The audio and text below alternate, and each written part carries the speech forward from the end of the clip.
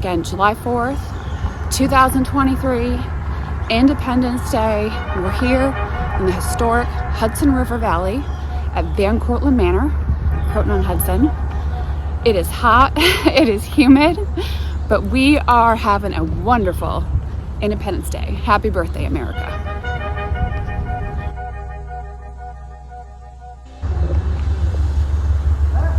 Obviously takes a lot of coordination.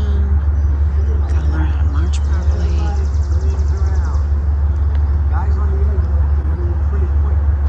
There's a lot of people here who are, I think, very interested in learning more about the local history here. And of course, that involves general devotion. Let's try it. To the front! March! Yeah! Come on, march! Move it! Gotta stay in line. Left! Wheel! Bring it around.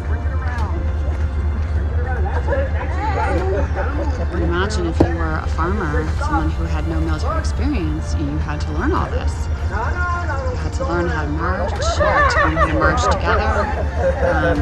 It must have taken a lot of practice. And think about the soldiers in Revolutionary War. A lot of them were not officers. They were not trained soldiers. They were just local farmers that did not want to be oppressed by the British anymore. Peace! To be a Revolutionary War Minuteman, if you will, you had to have, very important, good teeth. Why? Because you had to tear this gunpowder with your teeth to load the rifle. Well, that's interesting. So if you had only gums, we had no use for you. As Kevin O'Reilly says from Shark Tank, you're dead to me. So put you in the artillery. We don't care about those guys. Okay. So here we go. Now, before we get one quick thing, you're going to watch this. And I actually show us how you would prime and load one of these Revolutionary War muskets. And as they just pointed out, if you did not have good teeth and you couldn't tear, I guess, part of the ammunition, you were not involved in this. They put you in artillery or you did something else. It's kind of interesting. I had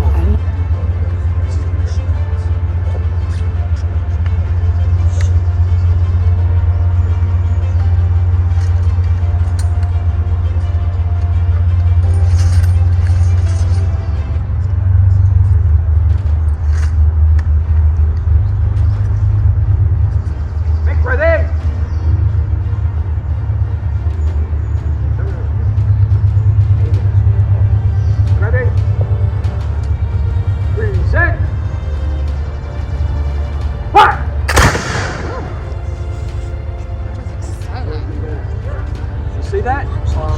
It was a lethal weapon for its day, but it was only accurate for probably 100 yards. Maybe it was accurate. You'll notice when you look at this weapon closely, there's no rear sight, which is why you don't get the order taken. To the left! Wheel! Come around. Hey, hold! Dress! That means watch your lines. That's a pretty good dress. I like that. Right about face! To the front! March!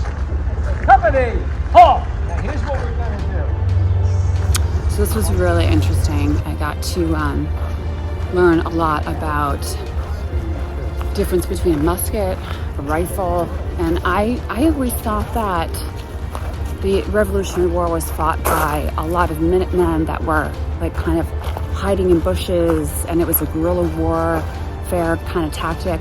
But actually, no, a lot of the Revolutionary War soldiers, they were actually shooting pretty close to the British, and they had these muskets that did not have very good aim. Didn't know that. Yes, there were riflemen, and they were actually called widowmakers because the British knew to really go after and target the riflemen And apparently the Hessians had this method where they would look for these riflemen, get them up against a tree, stab them with the bayonet and break the bayonet off so that they were stuck to the tree. I mean, that's really gruesome. I think it's really important that we have these types of reenactments and that we're teaching people through living history about the history of our country and what it was like to be a patriot and what it was like to be a Revolutionary War soldier, because it didn't sound particularly nice. Here you were, a Minuteman, and you were someone who probably had a farming background, maybe you had a blacksmith background, but you certainly did not have a military background.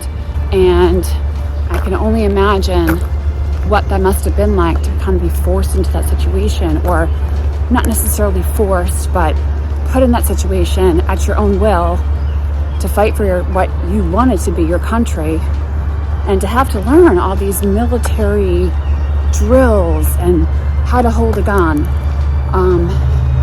how to line up across from the British, who probably looked really intimidating, because this was, a professional army. These were commissioned officers. These all corporals in the British Army had, I would assume, a lot more training than the Americans did, or I would say the colonists did. So I think that's really impressive. And to think this ragtag army got their stuff together and was able to fight off probably one of the most accomplished armies at that time, British Army. That's impressive. And I think it's interesting that we think about our history, reenact our history, keep our history alive. There's a lot of wonderful things about this country. I know there's a lot of anger right now, but there's also a lot of really beautiful things. And I think amidst the anger, we shouldn't forget about the beautiful things in this country. Again, July 4th, 2023, Independence Day. We're here in the historic Hudson River Valley at Cortlandt Manor, Croton-on-Hudson. It is hot, it is humid, but we are having a wonderful Independence Day. Happy birthday, America.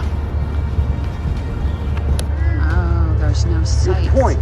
You just point. And that's why everybody fires at the same time. Because one, some of these weapons will not go off. Look at the smoke up here from my gun. You see it hanging in there? Picture 1,000 troops, 2,000 troops, 3,000 troops firing on a day like today. Artillery firing on a day like today. Right, the British wear red coats because you can't see.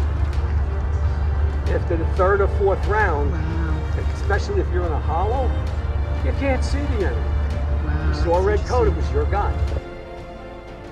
That's why they wore bright colors. Right? Every major battle of the Revolutionary War is fought in classic European style, linear warfare, they called it. They didn't fight the British behind rocks and trees. The riflemen did that. Why? Because a rifle was accurate for a much greater distance. You could pick a guy off a horse. All right, they had a rear sight. The downside to a rifle was one, it took too long to hold.